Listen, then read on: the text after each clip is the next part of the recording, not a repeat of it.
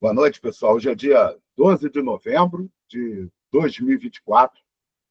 Nós estamos começando mais um encontro aberto do grupo de estudo Ecologia e Marxismo, né? E hoje, tendo um privilégio aqui, né, de receber o professor Marco Pedlovski, né, que é geógrafo, é professor do Laboratório de Estudos do Espaço Antrópico da Universidade Estadual do Norte Fluminense, a UENF, né? E é editor do blog do Pedlovski, né? Que eu estou aqui já virando um obsessivo compartilhador, né?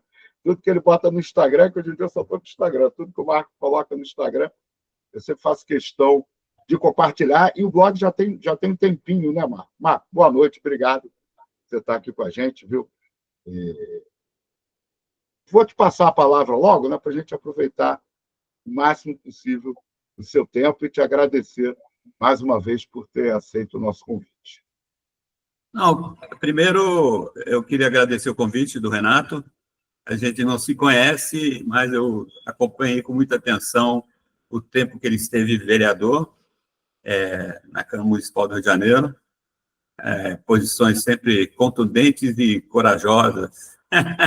E a gente que fica só como diria uma velha professora, só na academia, contemplando a realidade, às vezes a gente fala que é interessante ver como é que as pessoas se habilitam a posições corajosas ainda, e que são muito importantes. Então, eu queria falar que, do que eu pude acompanhar no teu mandato, eu sempre fiquei muito impressionado, positivamente. Obrigado. E é uma das razões pelas quais eu fiquei muito feliz quando a gente se encontrou, graças acho que foi um desses encontros interessantes, porque eu, rotineiramente, não tanto, acho que até demais, eu vou no faixa livre, acho que esse ano foi até demais. E aí a produtora falou, tem um grupo aí, eu vou te inserir lá. O grupo da luta climática anticapitalista. Aí eu falei, aí eu vi quem estava lá, algumas figuras eu conheço, e vi que o Renato estava, e foi muito bom, porque isso posteriormente possibilitou que a gente conversasse. Ainda nunca pessoalmente, porque eu moro aqui na roça, né? Estou aqui, aqui eu sempre digo que é mais fácil eu ir para o Espírito Santo que ir para a capital, até porque a gente está aqui 60 quilômetros da fronteira, e o turismo no Espírito Santo é muito mais barato e tem coisas muito interessantes no Espírito Santo, apesar do ranço bolsonarista lá pelas terras capixabas, né? Mas eu gosto muito do Espírito Santo. Então, eu queria apenas dizer que eu não tenho a pretensão, para o que eu organizei aqui hoje, de ter palavra final sobre nada, porque até revendo, que essa é parte de uma apresentação que eu já fiz, eu cheguei a algumas dúvidas sobre o que eu estou dizendo. Então, quem estiver aqui, não estou me me colocando numa posição que eu tenho a última palavra sobre nada. Eu tenho uma narrativa, como dizem os pós-modernos, eu tenho um olhar sobre a situação, e nada aqui, a não ser a parte científica que eu vou apresentar, a parte mais conceitual, que eu acho que também interessa, por isso que eu começo mais com a parte conceitual, ela está aberta para disputa até comigo mesmo, porque só lendo um pouco mais para me preparar para conversar com vocês hoje, eu vi assim que o que eu escrevi aqui precisaria ser melhor explicado, porque eu começo com uma perspectiva que estadunidense, do debate que a gente tem que fazer. E por que é estadunidense? É que eu sou que nem Carmen Miranda, fui para lá e voltei americanizado. Então, o que eu tenho que explicar que minha vida acadêmica era num sentido, né? Eu era geógrafo físico e muito mais interessado na parte de química de água, e principalmente de contaminantes, né? Porque minha monografia foi maravilhosa, que foi na Floresta Nacional da Tijuca. Eu coletei água de neblina e para estudar a entrada de poluentes e tal. E que era a década de 80, a gente tinha experiência da Floresta Negra Alemã, que tinha sido quase toda destruída por chuva ácida, e eu fui nesse embalo para fazer um estudo de monografia na parte de neblina, que é uma coisa pouquíssimo estudada até hoje. E na minha dissertação de mestrado, eu continuei nessa linha e eu fui fazer, eu fiz, na década de 80, um estudo sobre a entrada de poluentes, metais pesados, na Baía de Sepetiba, aquele complexo incipiente que girava em torno da Engametais, que poluiu muito. A gente nunca imaginou que a Engametais era só um passeio no parque, né? Mas eu fiz a parte atmosférica de um estudo integrado que estudou a poluição da Baía de Sepetiba a partir da Engametais. Aí eu ia fazer um doutorado também nessa área, que era o que eu entendia. Só que aí apareceu um convite, e eu tenho que dizer, vou adiantar, né, que toda a minha trajetória durante graduação e mestrado era de um militante de uma organização que eu acreditava ser de esquerda. Até hoje eles se acham de esquerda e são de esquerda, que era o que é conhecido como Corrente do Trabalho. Então, eu era membro, no início, eu fui cooptado, que era o termo que a gente usava antigamente, pela OSI, em 1981. E fiquei na organização. Nós tivemos um racha, né, em 86, aqueles que queriam continuar no trotskismo lambertista, e aqueles que queriam virar a articulação Lula.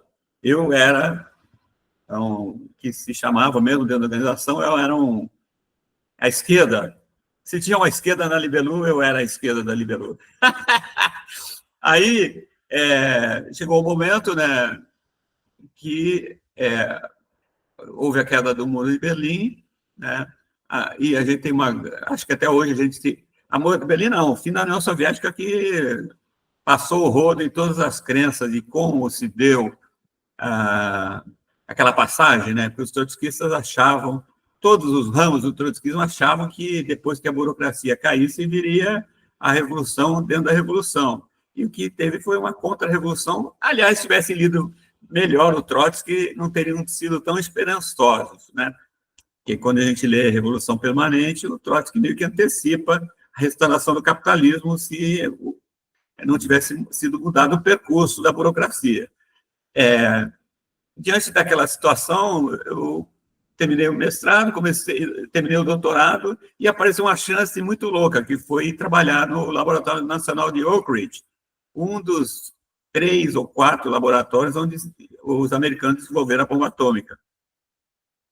E eu fui trabalhar, eu sempre falo, eu trabalhava fora da cerca, porque dentro da cerca é onde se fazia a pesquisa e produção. Tinha uma planta só de produção de bombas atômicas lá no laboratório. Eu trabalhava no laboratório de ciências ambientais.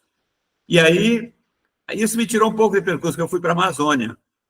E de geógrafo físico, eu fiz um doutorado na área de planejamento, mais voltado para manejo de recursos naturais, seja lá o que isso seja, fiz uma transposição para o que os geógrafos gostam de chamar de geografia humana. E desde que eu cheguei na UENF, eu faço essa interface que os geógrafos tanto gostariam de serem capazes de fazer, que é essa interface sociedade e natureza.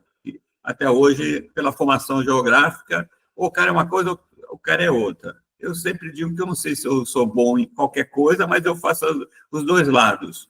Então, eu estou aqui na UENF desde 98, e ao longo desse tempo eu tenho feito uma série de estudos, mas o meu forte continua sendo o que eu sou mais conhecido academicamente, cientificamente, as pesquisas que eu tenho participado na Amazônia. Então, por que eu estou fazendo esse essa pequena introdução. Primeiro, tem que dizer que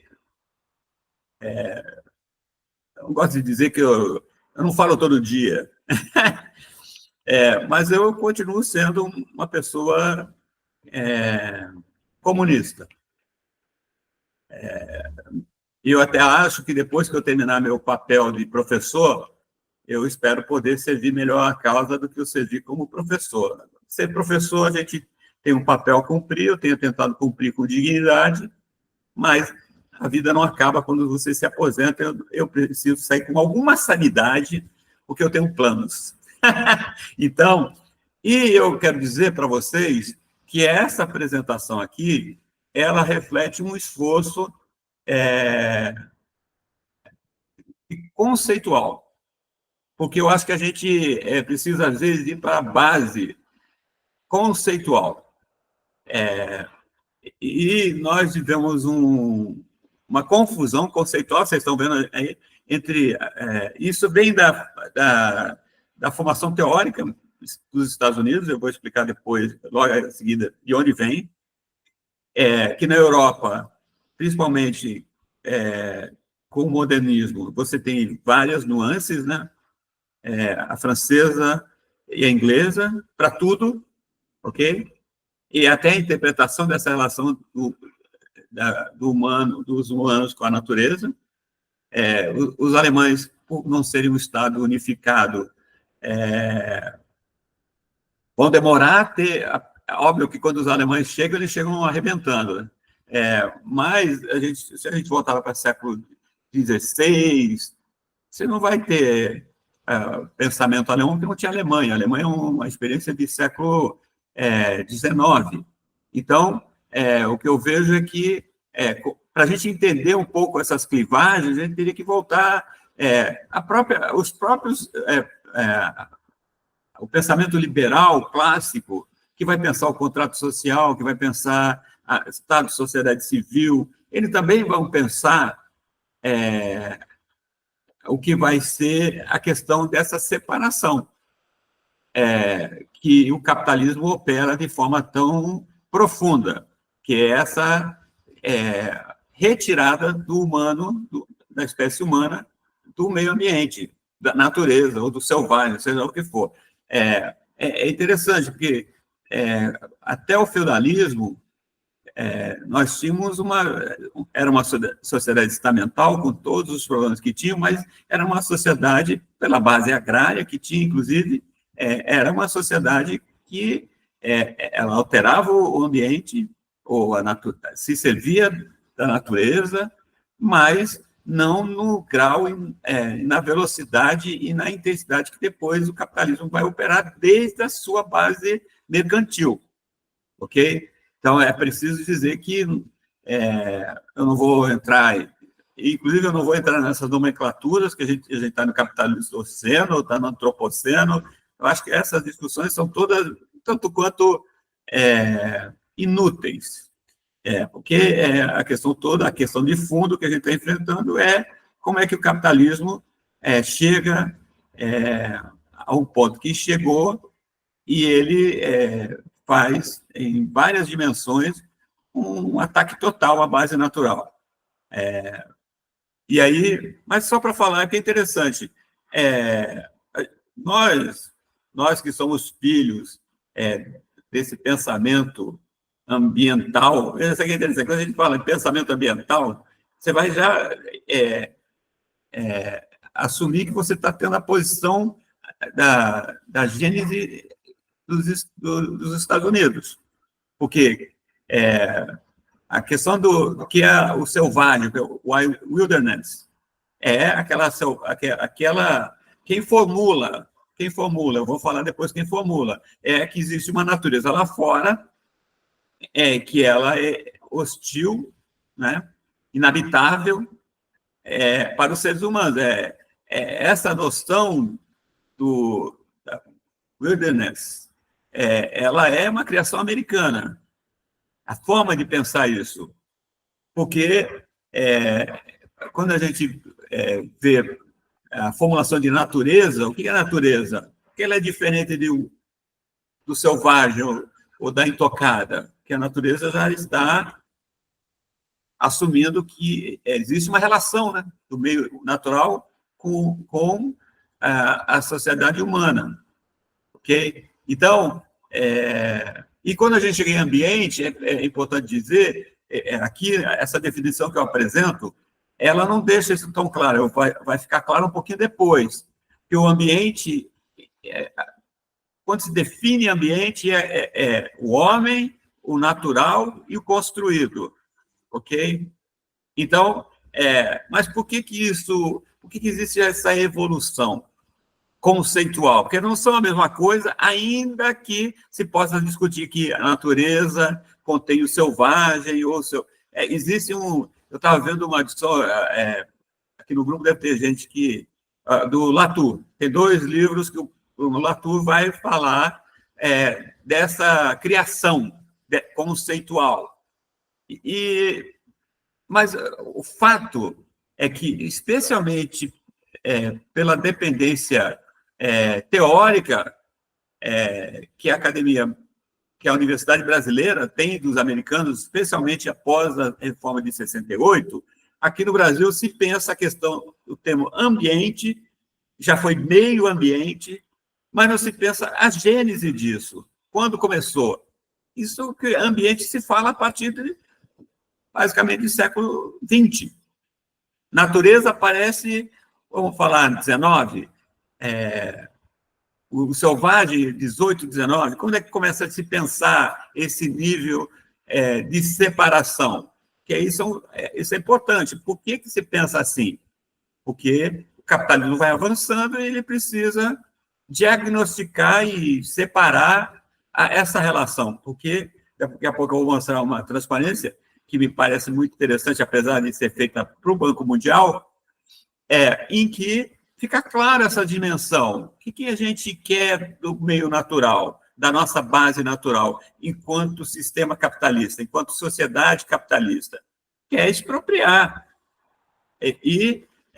Indo para o próximo slide, é interessante que essa aqui, tem um livro que não chegou aqui no Brasil, de um filósofo alemão, Max Oschleger, que ele vai todo sobre a ideia do selvagem. Como é que o selvagem é formulado? E como que há um adeus ao selvagem nessa evolução? Que ele vai falar que selvagem é aquilo que é considerado estranho ao humano, apartado, a natureza, humanos como integrantes do mundo natural, e ambiente é natureza, mais ambiente construído e social.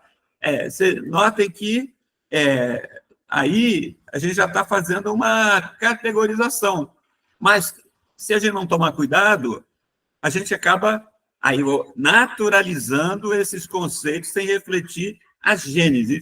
E tudo que eu falei até agora é que a gente tem que tomar cuidado com as origens conceituais, porque se a gente primeiro, não diferencia corretamente o que é um conceito do outro, e a gente não observa a gênese conceitual, a gente vai naturalizar, no pior sentido, a assimilação do conceito. É isso que eu estou tentando dizer para vocês. E começa a usar de forma completamente acrítica. Nisso eu vou parar por aqui, porque eu teria mais a dizer sobre o uso acrítico de conceito. Mas, por exemplo, o que significa a passagem do selvagem para ambiente em termos de finalidades objetivas? Porque está se querendo... qual é o propósito?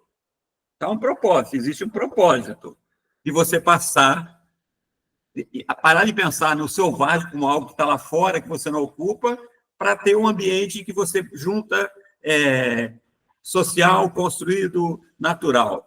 É a primeira legitimação de uma visão utilitarista de transformação de elementos bióticos e abióticos que compõem a natureza.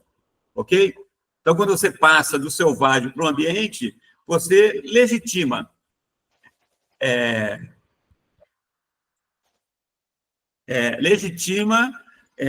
aquilo que está sendo falado em termos de apropriação. Ou seja, nós não pensamos mais porque está... que ambiente é mais, inclusive é mais próximo, né? Quando a gente pensa no selvagem, existe uma separação conceitual aí. E outra coisa que internamente você já assume que parte da natureza estão o quê? Passíveis de apropriação. Então, é interessante, porque enquanto está o inóspito, enquanto está fora, ele não é apropriável. Quando você passa para o ambiente, você apropria. Porque você faz parte do conceito a apropriação. E meio que secundariza a base natural, porque também tem a base construída. Eu digo que isso é... Eu apresentei esse slide num seminário de filósofos heideggerianos. E era um ambiente bem hostil, né? Heidegger. Aí, mas ficaram muito bagunçados, porque eles nunca tinham pensado assim. Ok? Então, como é que a gente... O que passa? O que significa conceitualmente? O que você está querendo quando você tira o selvagem e coloca o ambiente? Então, até aqui, a minha mensagem é essa. Interessante também que, para vocês, eu apresento 3 questões. Haveria capitalismo se não houvesse separação dos seres humanos da natureza? A partir das relações de trabalho alienado? A segunda questão, haveria capitalismo sem a completa humanização da natureza? E terceiro, existe uma solução tecnológica para todo o problema criado pela incessante transformação da natureza em base de recursos para o funcionamento do capitalismo? É interessante, porque a última coisa que a gente está entrando em choque com a realidade é que até recentemente, e as COPs da vida e as políticas de governo partem do pressuposto que, sim, que há solução para todo o problema criado pela transformação infinita da natureza pelo capitalismo. Só que a gente está chegando num momento paradoxal, está ficando claro que não. Então, essa parte inicial que eu estou oferecendo para vocês, e depois, Renato, você pode distribuir no grupo, que eu te mando a apresentação, é mais para a gente pensar assim, pô, vamos... porque eu tenho navegado por leituras que eu não tenho... que é interessante, quanto mais se lê, mais dúvida se gera. Em vez de ter certeza, mais dúvida. E não sei quantos tiveram oportunidade de ler, por exemplo, o Caderno 11 do Gramsci, que é sobre estudos filosóficos. Eu tive que ler aquilo umas 5 vezes para entender o que estava sendo dito. E já como dando aula com o texto. Né? Então, quando eu me defrontei, por exemplo, com o primeiro livro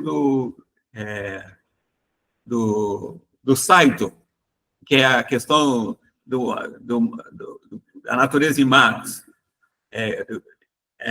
eu comecei a ler e falei, pô, estou lendo um livro estou lendo novamente Gramsci, porque a gente precisa de muita cultura que é nos jogado, porque quando a gente fala, por exemplo, de Marx, Engels, mesmo Kant, Gramsci, esses caras, eles têm um grau de preparação intelectual que nós estamos meio que na poeira, né? Mesmo vamos pegar aqui na América do Sul, que é muito falado hoje, Aníbal Quijano. Você para ler um Aníbal Quijano e não sai entendendo errado o que ele estava falando, dá um trabalho. E aí, então, eu acho que a gente tem que ter uma tarefa, por isso que eu espero que até aqui tenha feito algum sentido, que a gente tem que começar a estudar a vera mesmo, as coisas, os conceitos, porque senão a gente fica meio que reproduzindo, ainda achando que está na contradição, reproduzindo o discurso dominante, por não entender conceitualmente o que está sendo dito, ou o valor dos conceitos, porque se a gente não entende conceitualmente corretamente, a nossa ação não preciso nem citar aquela do Lênin, né? Sem teoria, como é que é aquela história? Não há ação, sem praxis, não há teoria, sem teoria não há praxis. O problema da gente é que a gente tem passado há muito tempo, principalmente por causa das reformas neoliberais, é uma universidade que não pensa. A gente já é uma universidade tardia, eu sempre falo, Universidade de São Marcos, século XVI. A Universidade Brasileira, que merece o nome, é a USP da década de 50 do século XX. Então, nós já temos um atraso. Aí vem uma ditadura no meio, joga a gente mais para trás ainda, e as reformas neoliberais que começam com o Collor transformam essa universidade meio... a Academia Brasileira de Letras está agora propondo meio que fazer community colleges, é uma loucura aí que a Helena Nader está propondo, como nos Estados Unidos. E aí, o que eu falo é o seguinte, as universidades públicas estão quase um community college. Eles estão propondo que tem universidade que faça pesquisa e outra que faça ensino. Porra, é só coisa da Academia Brasileira de Ciência mesmo para vir com uma proposta esdrúxula dessa. Então, só para encerrar essa primeira fase, a minha ideia aqui era que a gente pudesse ter um pé conceitual, mas vamos lá. Quando eu estava lá nos Estados Unidos, isso aqui não é para entender, porque esse é o tipo da transparência que a gente engana o leitor, que é tanta coisa escrita e está em inglês ainda. Só pelo cabeçalho. Esse cara bolou, ele publicou, acho que foi que nem... Ele publicou um paper na vida, foi esse aqui. Mas ele fez uma coisa muito interessante, que ele fez uma distribuição de como que, desde o século XIX, se faz a relação de apropriação dos bens naturais, do ponto de vista do gerenciamento da exploração. Ok? Então, lá em cima está economia de fronteira, proteção ambiental, gerenciamento de recursos, ecodesenvolvimento, ecologia profunda. Então, o que existe na prática, ecodesenvolvimento e ecologia profunda, as dimensões são teóricas, ok? Agora, economia de fronteira, proteção ambiental e gerenciamento de recursos são as políticas que foram criadas pelos governos nacionais, principalmente a partir da Segunda Guerra Mundial, com a hegemonia americana, porque aí ele fala assim, o que é economia de fronteira? Progresso como crescimento econômico infinito e prosperidade. Ok? Essa é a economia de fronteira. E depois, na proteção ambiental, seriam trocas entre ecologia e crescimento econômico. E lá, sustentabilidade como um conceito, como algo que constrange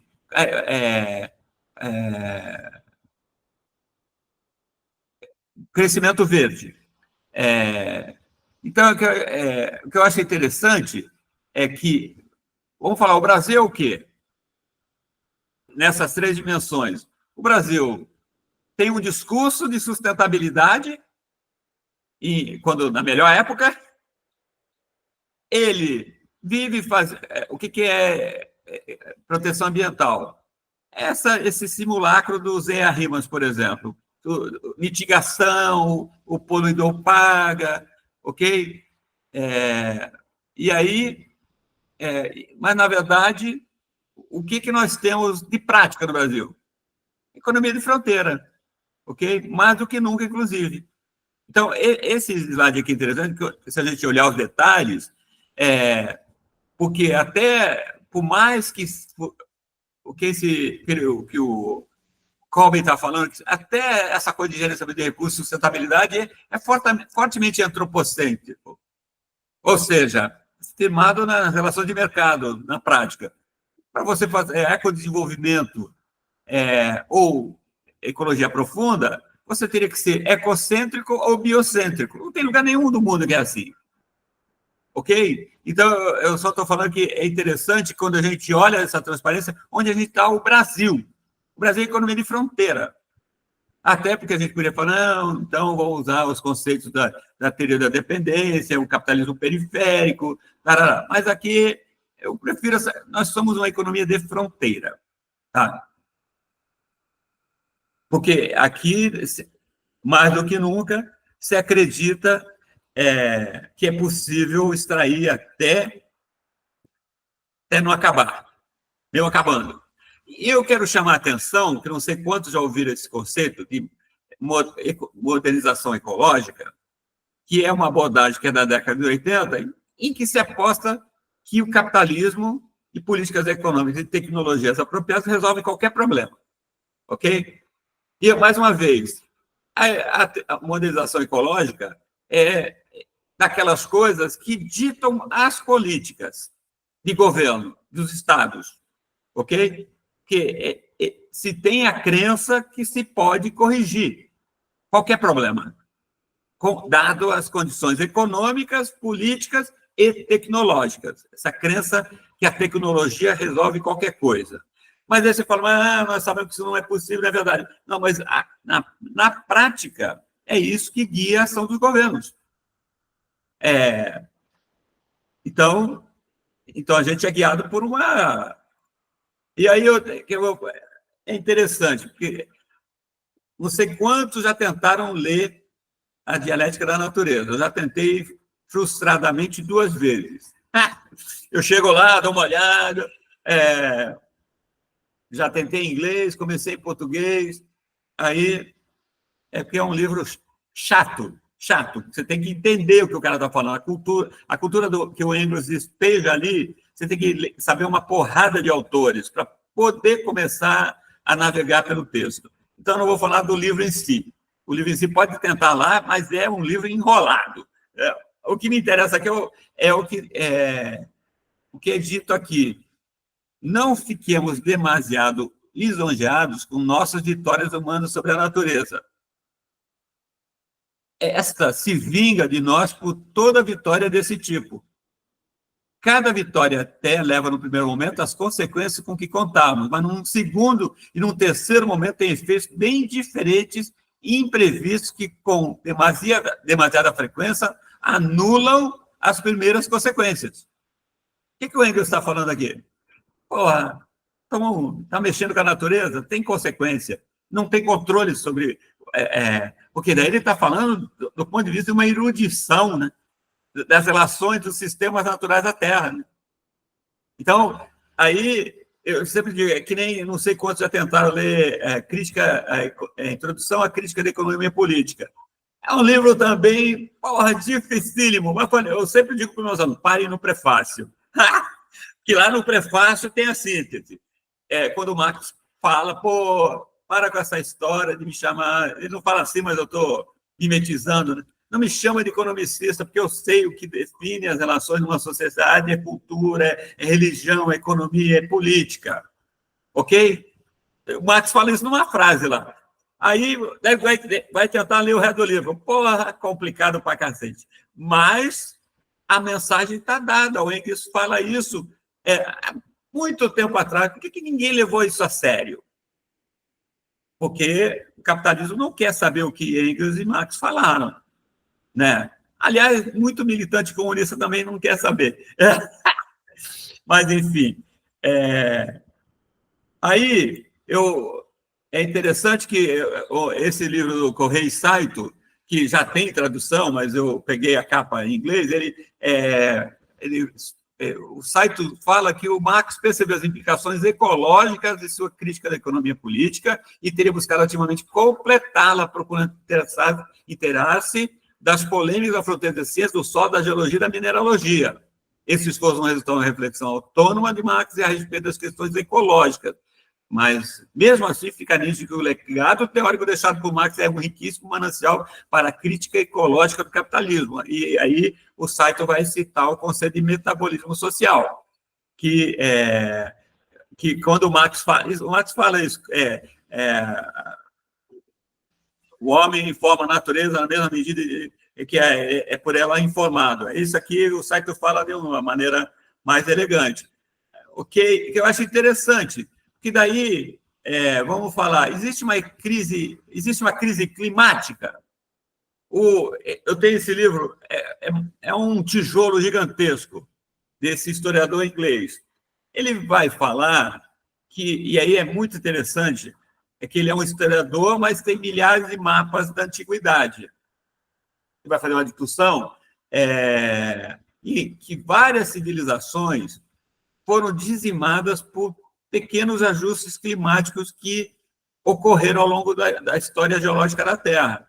Ele vai lá atrás, das primeiras civilizações, a Mesopotâmia, o próprio Império Romano. Aí é um livro muito interessante, mas ele diz uma coisa, que nada se compara com o capitalismo na capacidade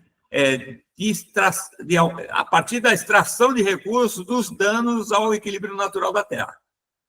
Ok? E tem que falar que nós temos que pensar que, dentro do pensamento dialético, do materialismo histórico dialético, quando a gente fala de equilíbrio, sistemas naturais em equilíbrio, esse equilíbrio é sempre o quê? Instável. E eu acho que as pessoas também têm muita dificuldade em reconhecer que nos sistemas naturais não existem linearidades. O pensamento cartesiano, que é belíssimo, ele é apenas uma simplificação, para que ele tinha um propósito. Descartes tinha um propósito, que era servir às necessidades do capital. Então, ele vai simplificar e vai possibilitar uma aplicação de uma versão simplificada, racionalizada do ponto de vista de simplificação. Mas nós temos que dizer que não existem linearidades nos sistemas naturais. Isso quer dizer que previsibilidade é uma coisa muito complicada em sistemas não lineares. Até tem truques estatísticos para isso, mas continua sendo uma coisa complexa. A chance de errar em qualquer previsão em sistemas não lineares é muito grande. Eu não sei se estou sendo claro. Mas, enfim, aí, passada essa fase, eu vou começar aqui com a parte científica. Por que eu fiz até agora tudo isso? Para a gente falar, bom, ontem, né, eu estava discutindo, estava conversando no Faixa Livre sobre a COP 29.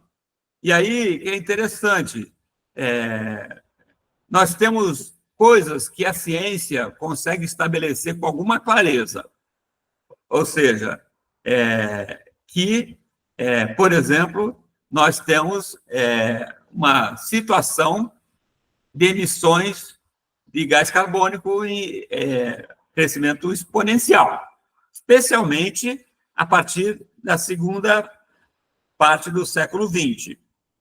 Ou seja, o capitalismo mudou as coisas, mas o capitalismo pós-Segunda Guerra Mundial aumentou muito mais rápido, ok? Em termos de emissões. E dá para entender por quê.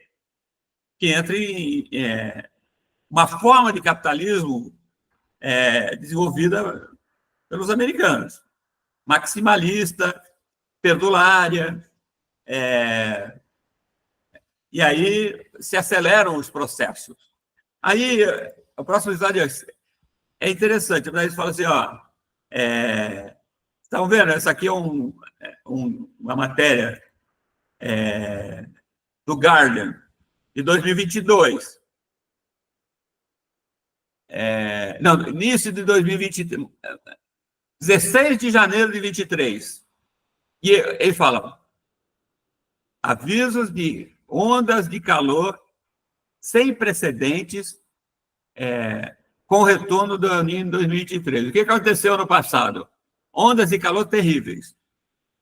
Então, a previsão, o que era? Estava certa. Eu sempre digo, eles previram certo, mas previram aquém do que foi. É um dos problemas que a gente está tendo. Ok? Aí, o próximo slide é o quê? A temperatura média da Terra. Óbvio que a temperatura média da Terra está em franco aquecimento. E aí a gente vê a próxima figura, como é que está as anomalias de calor. Por exemplo, para julho do ano passado.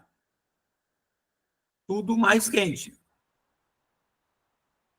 E, agora, uma coisa que é dramática nessa figura é quanto que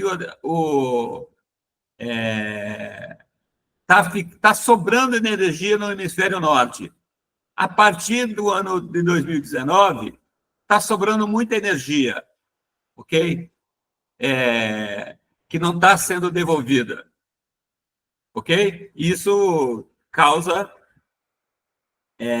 o que acontece? Sobra energia, não consegue emitir, sobra energia, aquece mais, ok? Então, nós estamos tendo um padrão. E essa figura aqui, eu mostrei.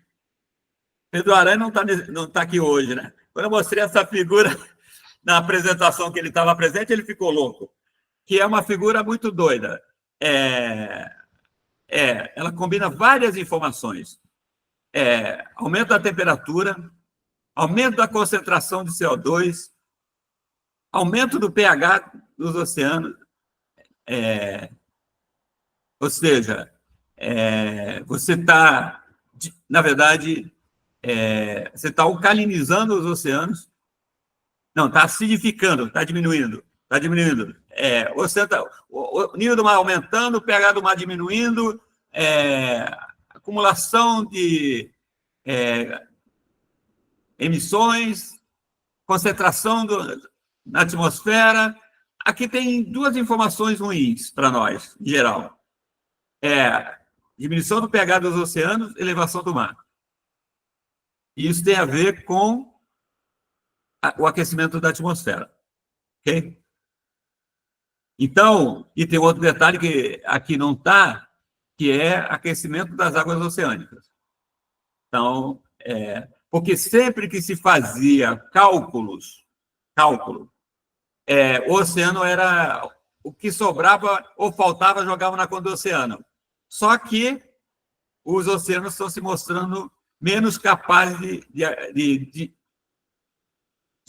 distribuir energia, calor. Ok? Por quê? Porque está entrando muita água doce nos oceanos. Ok? E aí a gente vai chegar numa outra coisa aqui. Aí, essa é a notícia ruim. Sistemas de correntes oceânicas podem entrar em colapso nesse século, gerando uma catástrofe mundial. E aí, alguns anos atrás, eu dava uma aula em que eu falava que isso era uma possibilidade teórica. Agora, está se dizendo que é quase que uma possibilidade concreta. Que a corrente do Golfo, por exemplo, vai cessar. E se cessar a corrente do Golfo, cessa toda a circulação marinha global. Ok? Péssima notícia para nós.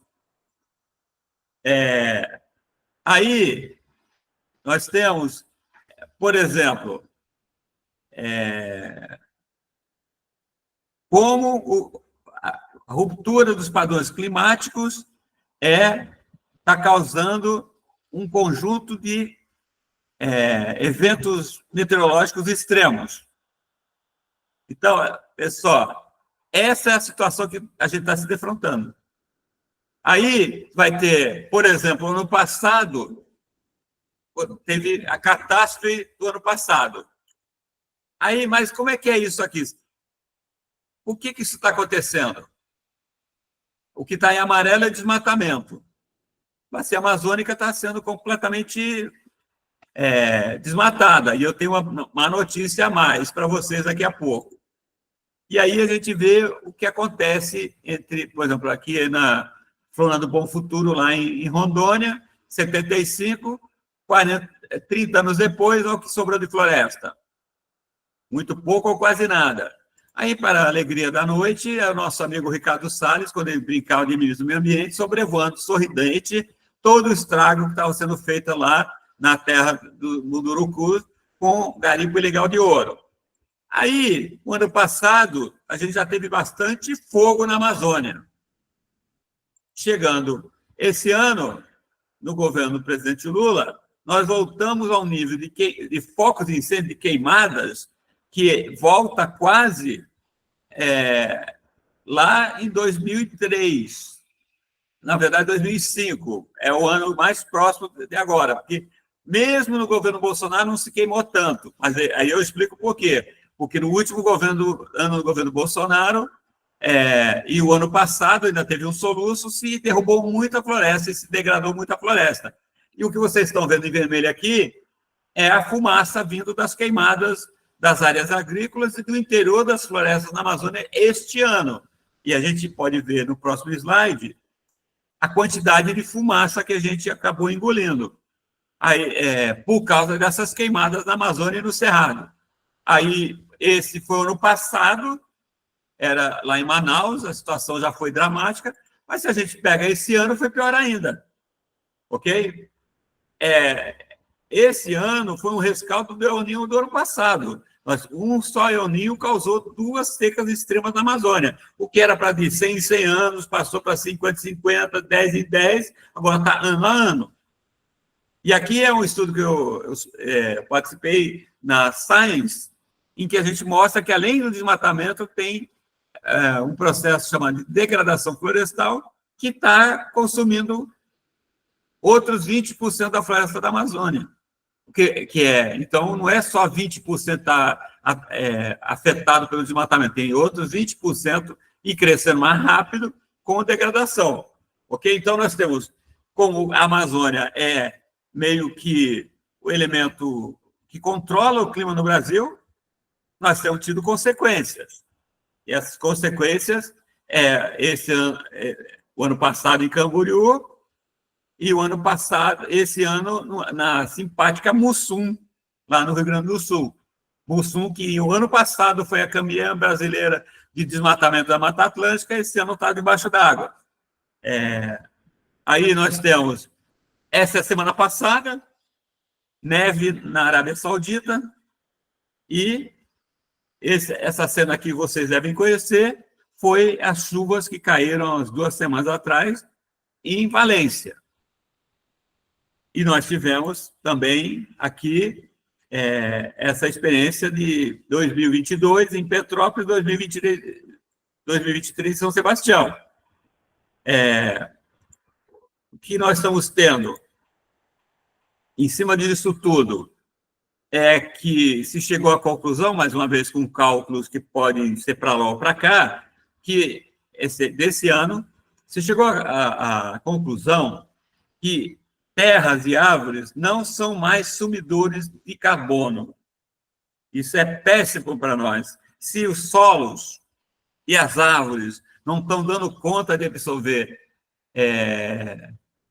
carbono, quem vai assumir carbono? Oceanos e atmosfera. Isso para nós é muito ruim. Aí, chegando no final para abrir a conversa com vocês, eu li partes desse livro aqui. Eu sou um leitor oportunista, eu vou lendo até onde me interessa e aí passo para outro livro. Esse livro aqui, o Leviatã Climático, me faz... ele é uma previsão muito sombria do papel que os governos vão fazer usando a adaptação climática para controlar a população do mundo, por isso que é um Leviatã Climático. Por outro lado, o livro faz algumas previsões acertadas sobre o que aconteceria no clima. Ok? Por último, o penúltimo, eu não sei quantas pessoas aqui conhecem essa jovem, ela chama Friederike Otto. Ela é filósofa e física, e é alemã, mas trabalha na Inglaterra. Ela lançou primeiro um livro chamado Angry Weather, que é o tempo raivoso, em que ela apresenta uma forma de calcular como as mudanças do clima estão afetando a intensidade dos elementos do tempo, seja calor, seja inundação, seja tempestade. E ela já causou sensação com esse livro, porque ela provou que havia um jeito de calcular a influência do aquecimento da atmosfera no tempo meteorológico. Agora, ela lançou esse ano na Alemanha, só sairá em inglês o ano que vem, um outro livro que eu acho que eu gostaria que um dia chegasse aqui no Brasil para a gente ler em português, que é Injustiça Climática, o que a catástrofe climática tem a ver com capitalismo, racismo e sexismo. Que a Otto vai falar que a ideia, primeiro, que a solução para tudo não há, mas que os danos que a mudança climática vai causar, ela é dirigida a mulheres, negros e trabalhadores. E, né, se juntar mulheres negras trabalhadoras, é onde vai estar o grande peso da crise climática. E eu acho que essa questão introjeta junto a questão da classe, porque fazer um debate sobre mudança climática fora do domínio das relações de classe, quando se fala de raça, seja o que isso seja, de gênero, sexo, fica incompleto, que é uma tríade: classe, raça e sexo. E raça aqui podendo ser etnia, porque teria que trabalhar melhor também esse conceito de racismo. Enfim. E aí, eu diria para você que é interessante. Até um tempo atrás, até o Acordo de Paris, estava se falando em 1,5 que seria o limite. Aí, se nada mudasse, a gente pode chegar até a 4 graus a mais do que do tempo da Revolução Industrial, do início da Revolução Industrial. Ou seja, e aí vai ser Deus nos acuda, porque nós sabemos, e os cálculos já estão feitos, né, que quem vai pegar o principal peso da crise climática são aqueles que estão ao longo da linha do Equador. E é interessante porque, podemos conversar sobre isso, a ideia de que o risco de extinção é para todos, se a gente leva em conta a teoria da sociedade de risco do Ulrich Beck, me parece que está claro que não é. Pelo menos para mim está claro que não é. E eu vou terminar poeticamente com um desses naturalistas americanos, que é Thoreau. Ele dizia: fui morar na floresta, pois queria viver com a deliberação, enfrentando somente os fatos essenciais da vida e vendo se podia aprender suas lições. Evitaria, assim, ao chegar à morte, descobrir que não havia vivido. Então, por que eu trago isso para vocês? É que nós precisamos entrar na floresta, mesmo que ela seja a floresta que nós nos permitem habitar, porque não dá para ficar sobrevoando a floresta e achando que a gente tem resposta. Então, a gente vai ter que entrar na floresta. Não precisa fazer que nem o Thoreau, que pegou uma casinha no meio de uma floresta, lá na beira de um lago congelante. Entrar na floresta significa a gente tentar entender o que está colocado para nós e agir. Porque também nós tivemos...